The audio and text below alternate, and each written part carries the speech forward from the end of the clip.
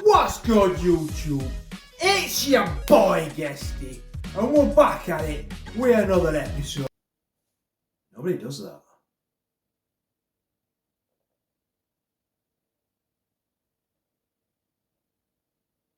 What are you doing?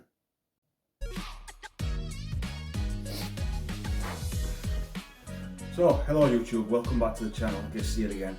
And today I thought I'd give you a nice overview of the Wars of the Roses project. I'm still balls deep in it, so I want to just give you a good view of everything that I've managed to get completed so far. So I'll see you right after this.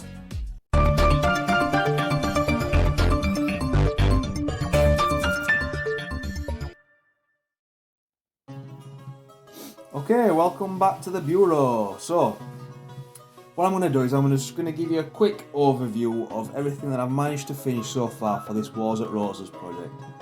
So if anyone don't know, what I'm planning to do is I want to refight the Battle of Barnet in 1471 between Edward and Warwick. I'm not sure exactly what rule set I'm going to use. I'm thinking never mind the bill hooks, but I think I'm going a bit large scale for that, but we'll see. We'll see. I'm definitely going to try never mind the bill hooks first to see how it goes. But yeah, I'm going to show you these quickly. I mean, you know, I've got a lot to get through, so we're not going to spend too much time here. No real order to these, I guess. I suppose I'll start with the Lancastrians first, just because I've managed to finish more of those. They're not completely done, but I still need to add a few more units to them. But I've got a fair few done now. So I'm building both sides as well. I'm doing the Yorkies as well as the Lancastrians. So we'll start with this. This is Henry Holland, the Duke of Exeter. This is Henry here holding his helmet under his arm. And this is obviously the command base for Exeter.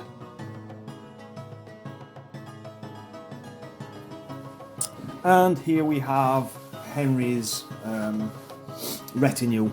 So, excuse me, for anyone that doesn't know, the Battle of Barnet, there was essentially 3 main commanders on either side. And I'm building retinues for each of those 6 commanders.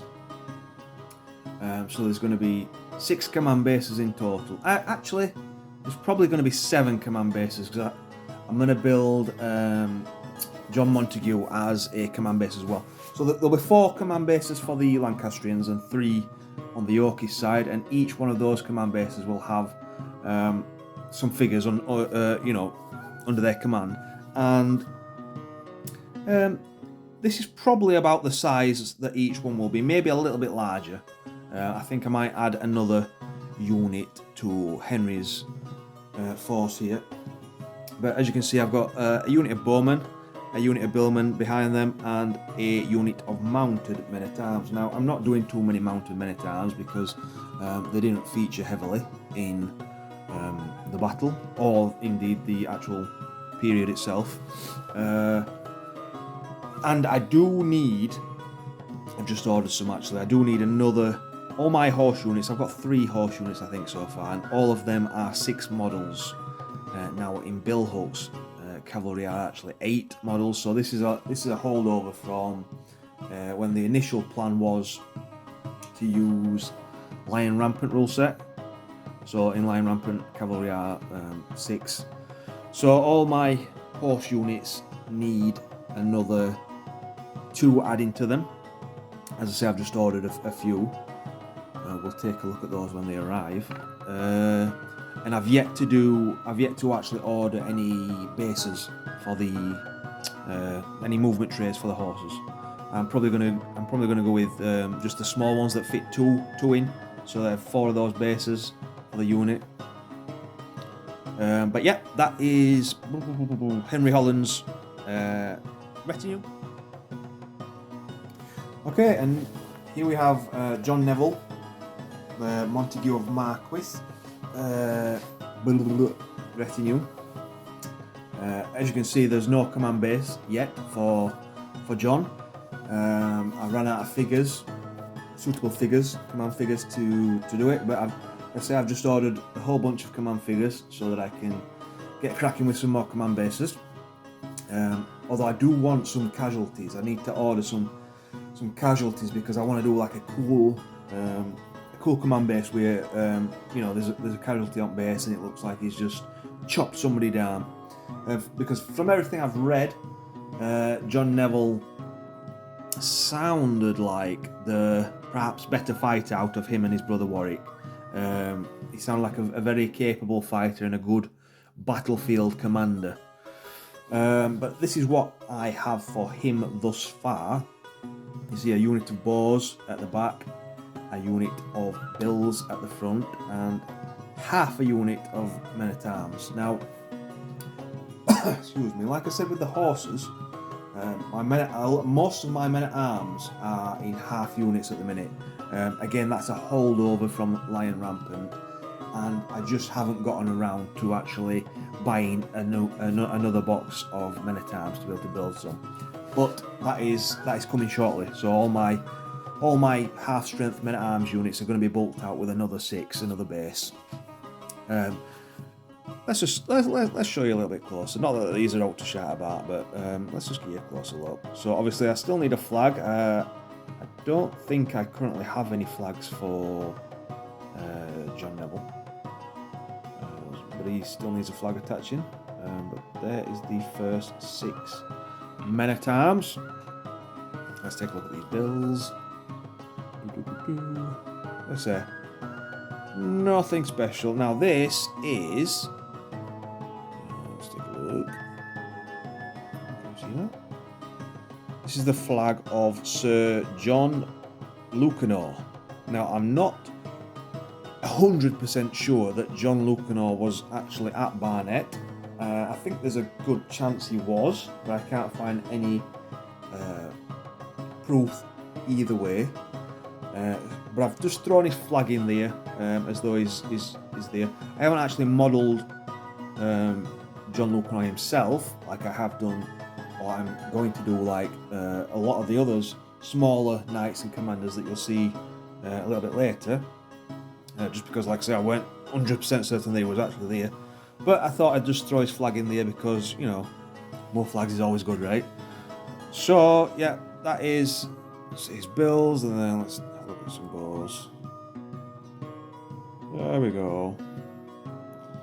So that is John Neville's force. So obviously, John still needs a little bit more adding to it with the men-at-arms, the command base, perhaps one more unit. Moving on. Now, this is John de Vere, Earl of Oxford. Now, I'm going to show you this in 2 parts because he's actually got too many figures to fit onto this small little bureau area that I'm working on at the minute. So, here we have, again, 6 men-at-arms. He obviously needs another 6. Add in. That's his first base of his men-at-arms, and this is Oxford's command base. Now this is probably my favourite command base that I've done thus far. I just like how it turned out. Couple of arrows on the ground. Yeah, I'm just happy with that. So that is John de Vere, Earl of Oxford, and part of his men-at-arms unit. So let's look at the rest of his unit now. So here is the rest of Oxford's troops. So at the front here we have a unit of longbows commanded by this geezer. This is Thomas de Vere, John's younger brother. So he is commanding a unit of longbows for John. Obviously I've just finished this figure, so I still need to crack on with his base. And there is Thomas's flag. So Thomas is commanding a unit of longbows there. We have at the back here a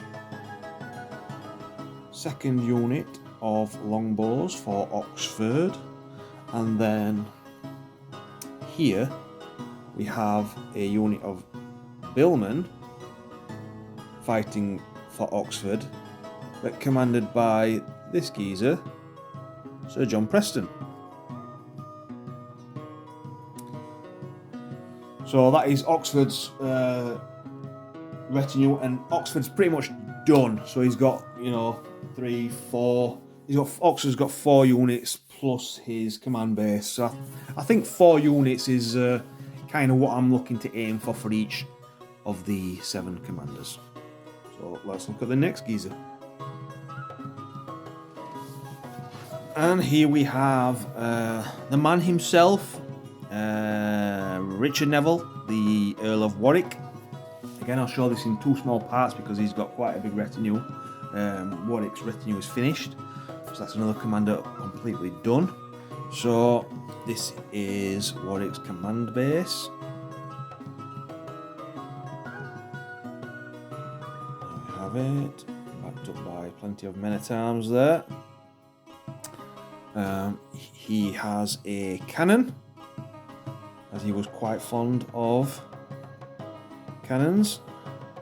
They were present at the Battle of Barnet, although didn't play a major part as they overshot the Yorkist positions. And he has a unit of light horse there as well. Now let's look at his infantry. So Warwick's foot infantry, we have again half a base of men-at-arms, another base to be added at a later date. Now what I like about the men-at-arms is they're just so quick to paint up, so I'm not too worried that I've still got a lot of those to do. They just, yeah, it don't take long at all to smash some of them out. So he has a unit of longbows and a unit of bills, and at the back there he has a unit of pikes. Now these were I recently repurposed these, so these were just painted way back for when I first started getting into this sort of period, and they were just painted in willy-nilly colours. If you go back and watch one of the older videos, you'll actually see these, and I repurposed them for this Wars of the Roses thing. Now it did cross my mind to paint these as Burgundians. I would have liked to have done that, but I didn't want to have to paint white over like dark colours that they were. So instead I just figured that I would just paint them red and use them as Warwick's pikemen. So that is currently the only unit of pikes that I have, although I think I would like to add some for Edward or the Yorkists as well, as big ones. So that is Warwick's retinue. Let's move on to the next guy. I think that is all of the Lancastrians that I currently have. Now, like I said, there's still more to come. So we'll move on to the Yorkists now, which I've done less of, but they're what I'm currently working on. And the beauty about it, they're like the thing that I've really enjoyed recently is, especially for this side, for the Yorkists, like I've only painted 1 or 2 units up in the actual Lord's Library, and what I'm filling out the rest of the units with is the lesser knights and nobles that were there, and it's been a lot of fun for me to really dive into that history and find out who was at the battle, which commanders were there, you know, and paint those up in that specific lord's colours. So there's a lot more of that to come.